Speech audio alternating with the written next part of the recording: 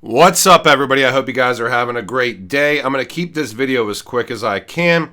So this comes out this morning. Russia gives Sberbank license to issue and exchange digital assets. Now, we've been discussing this for a while now, the potential for Russia to utilize cryptocurrency and digital assets to potentially circumvent sanctions. And we keep seeing just more iterations of why that may be a possibility in the future. However, there's a lot of big caveats within that as well. But so this is the biggest lender within Russia. This is Sberbank. Now, within this article as well, it talks about Atomize becoming the first firm to receive a license in Russia to exchange digital assets. This was in February. So I like trying to find things that potentially tie together. Certainly, there was a platform that came out in 2019 or 2020 that was called Money Rebel that tied in Sberbank, it tied in Vanguard, it tied in Ripple, and it alluded to things like XRP. We'll get into that in a second here.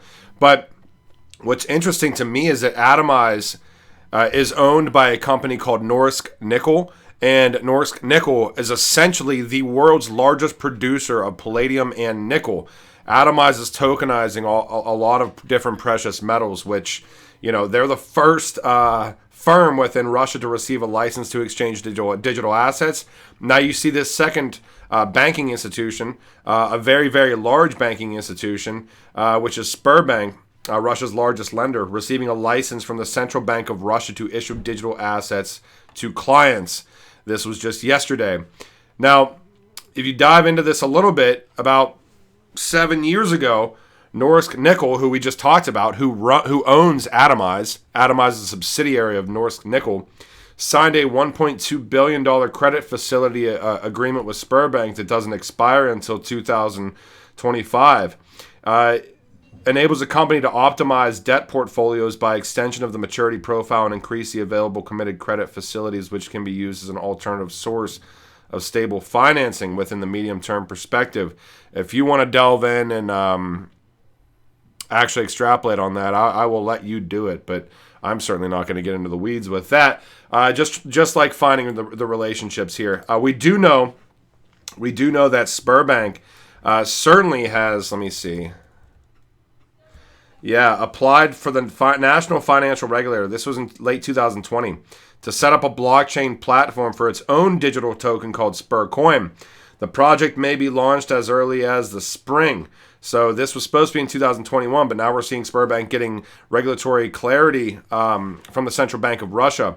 Sberbank sent the application for the platform to the Central Bank of Russia at the beginning of this year, which was 2021. Director of Transaction Business Division Sergei Popov revealed earlier this week.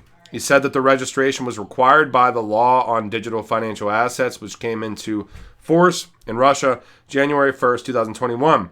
Still having to resolve some issues, taxation of digital financial assets being one of them. Sbercoin can be used as a digital promissory note. That's interesting, like an IOU, right? As this form can be open to new opportunities if it replaces the paper one. Now, I don't have all this stuff populated right now, but we do know that Sberbank is a member of Comgo, which is a trade finance platform. A lot of heavy hitters within that.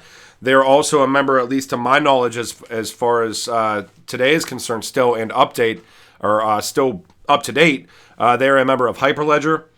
Did not directly find anything integrated with Interledger Protocol or Ripple or XRP. The only thing that I can reference back to, and again, you know, take this with a gigantic grain of salt, with this was 2019.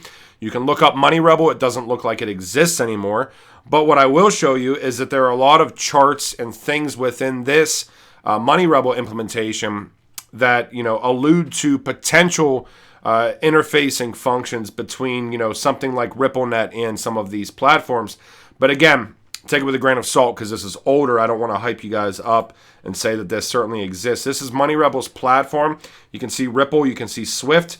Now you can see an all-in-one mobile application, including a Sberbank account, a crypto wallet, Bitstamp exchange, which was X-Rapid enabled, aka XRP, and a Vanguard account. We know how big Vanguard is. Kind of scrolling through here. The Money Rebel platform will be using a disruptive blockchain-based service provided by the Ripple protocol. RTXP is a great search term if you've never tried to look for things that Ripple may be doing under the hood with different partnerships, putting in parentheses RTXP and then PDF and things like that, you'll find quite a bit. Ripple Transaction Protocol, built on a distributed open source internet protocol consensus ledger and native currency called XRP or Ripple. So we know this is a little bit older, right? But this is phase 3 within this platform. And again, I don't know if this platform is still live or if it's just completely went dark. I tried looking it up today, didn't find a whole bunch, but I know this was getting shared today, so I thought I would touch on it. Money remittance, and they're talking about fiat to crypto functionalities, which certainly alludes to the fact that a bridge currency like XRP would potentially be utilized within it. And again, just going back, we did see Sberbank, we see Vanguard, we see Crypto Wallet, we see Bitstamp Exchange. But the one caveat I would say to this is when you see startups try to launch in this fintech space, I mean, they could have populated any names within this. I believe that Money Rebel was a Slovakian platform.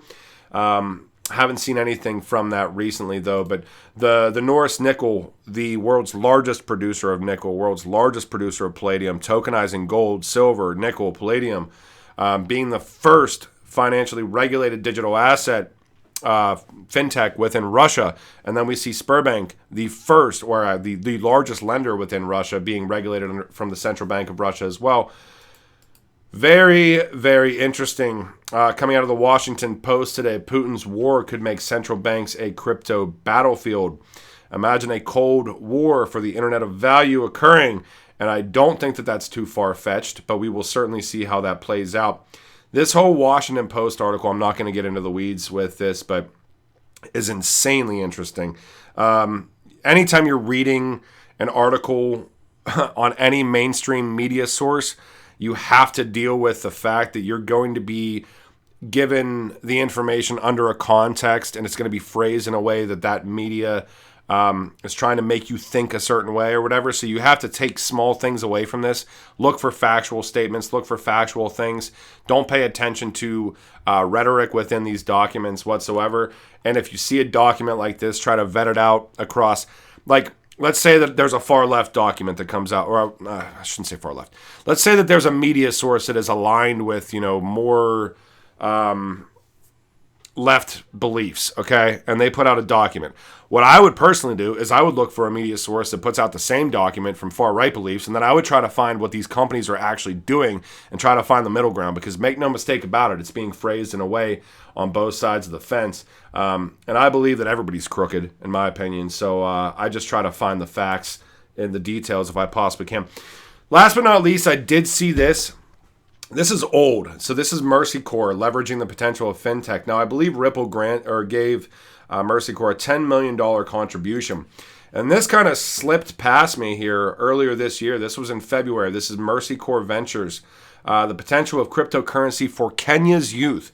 So we're obviously starting to see initiatives coming out of Africa. Pilot insights on stablecoin micropayments for digital workers. And Ripple provided funding support for this pilot. This is a very long pilot, 45 pages long.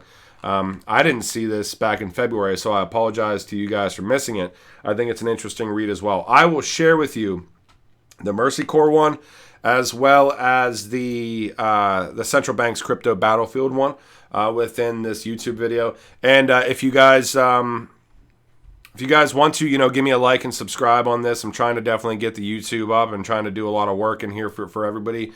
Certainly revamping the Patreon as well. I haven't announced it yet across the board, but I'm basically just going to create one tier within Patreon for everybody. People that started at the beginning, people that got in later, whatever, one tier for everybody. All Discord access and all sorts of stuff. We're going to do weekly live streams. I'm going to be doing interviews on there.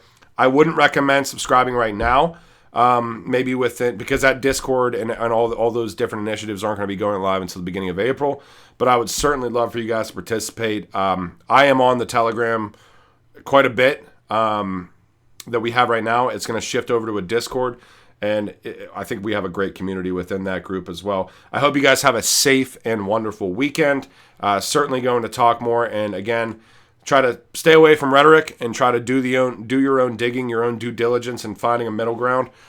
Especially given the context of this space, a lot of people are incentivized from a monetary standpoint in this space to promote certain things. I've done it with. I'm doing it now with iTrust. I'm doing it with Liquid Marketplace. I'm on the fence with a third one right now, but both of these, like Liquid Marketplace and iTrust, for me are sustainable things. I'm not dealing in shilling one asset or doing one thing. I'm dealing in longevity. I believe that retirement accounts are going to be huge for this space, and I believe that tokenized shared ownership of collectibles is going to be huge in this space. And it's just a natural progression of this technology kind of swallowing everything. Tokenization swallowing everything. So I hope you guys enjoyed this video. I will talk to you guys when I talk to you, and have a safe weekend. Later.